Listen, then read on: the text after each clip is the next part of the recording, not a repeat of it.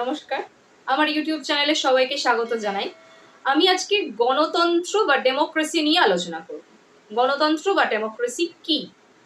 গণতন্ত্র হচ্ছে এমন একটি রাজনৈতিক ব্যবস্থা যেখানে জনগণের সম্মতি এবং রাজনৈতিক মর্যাদা সাম্যের নীতির ওপর প্রতিষ্ঠিত হয়েছে এবং অর্থনৈতিক ক্ষেত্রেও এই সাম্যের নীতির ওপর প্রতিষ্ঠিত আছে। ডেমোক্রেসি অর্থাৎ ডেমোস এবং ক্রেটস দুটো গ্রিক শব্দ থেকে ডেমোক্রেসি শব্দটি এসেছে, যার বাংলা প্রতিশব্দ হলো জনগণ একটা, আর দ্বিতীয়টির অর্থ হলো শাসন। তাহলে গণতন্ত্র বা ডেমোক্রেসি শব্দটির অর্থ হলো জনগণের শাসন। সংকীর্ণ অর্থে আমরা গণতন্ত্র বলতে কি বুঝি?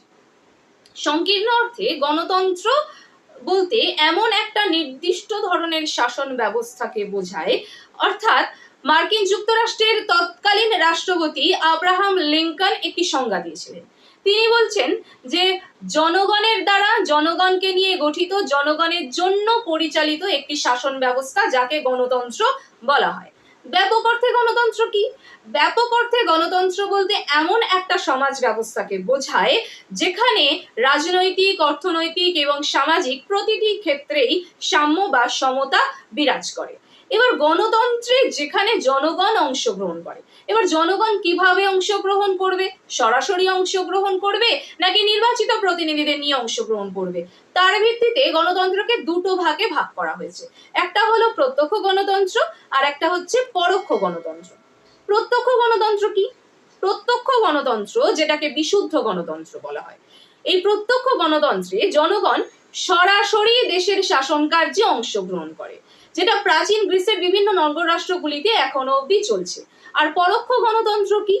বিশ্বের বৃহদায়তন যে সমস্ত বিশ্বগুলো রয়েছে, জনবহুল দেশ, যেখানে জনগণের পক্ষে সরাসরি অংশগ্রহণ করা সম্ভব নয়, সেই সমস্ত রাষ্ট্রগুলোতে নির্বাচিত প্রতিনিধিদেরকে নিয়ে অংশগ্রহণ করতে হয় বা নির্বাচিত প্রতিনিধিদেরকে আমরা নির্বাচন করি।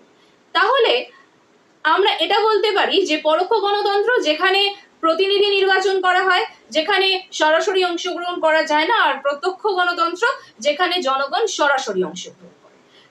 এই দুটো ভাগে গণতন্ত্রকে ভাগ করা যায়।